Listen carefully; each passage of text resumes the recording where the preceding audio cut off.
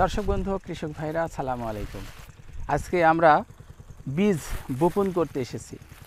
আমার হাতে দুইটা ভ্যারাইটি আছে।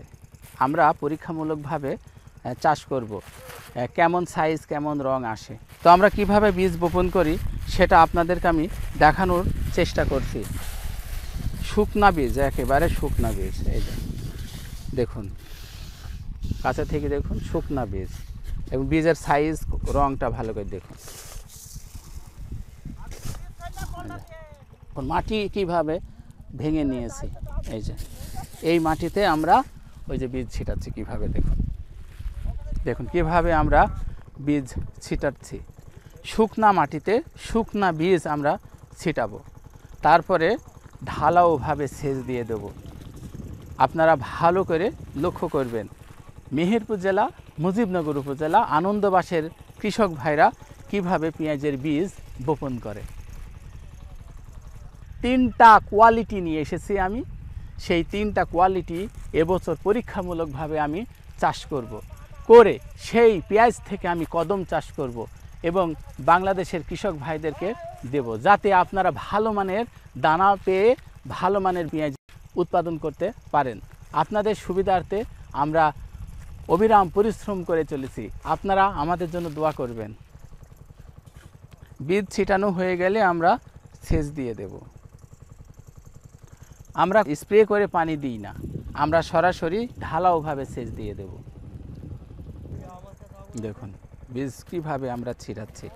আমরা শুকনা মাটিতে শুকনা বীজ আমরা ছিটিয়ে দিচ্ছি। এই কিয়ারিতে পেঁয়াজের দানা ছিটানো হয়ে গেছে। আমরা আরেকটি ভ্যারাইটি, মানে কোন ভ্যারাইটির পেঁয়াজের দানা আমরা জমিতে ছিটাচ্ছি সেটা আমরা গোপন রাখছি, পরে আমরা আপনাদেরকে জানাবো। দেখুন একটি জাত ছিটানো হয়েছে, আরেকটি জাত আমরা এই জমিতে ছিটাচ্ছি। এখন অল্প স্যাম্পল হিসাবে আমরা ছিটাচ্ছি, এখানে ছিটাবো। এই যে মাটি, যখন বীজগুলো ফেলা হচ্ছে তখন এই ফাঁকে ফাঁকে বীজগুলো চলে যাচ্ছে, ফাঁকে ফাঁকে বীজগুলো চলে যাচ্ছে। তখন আমরা যদি ঢালাও সেচ দিয়ে দিই কোনো সমস্যা হবে না। যদি আপনাদের মাটি এভাবে সমান না থাকে তাহলে মই দিয়ে একটু সমান করে দেবেন।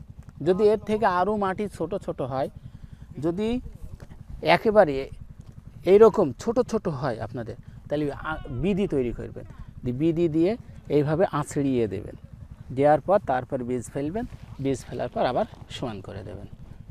এইভাবে ড্রেনের পানি সরাসরি জমিতে নামিয়ে দেবেন। ঢালাও সেচ দিয়ে দেবেন।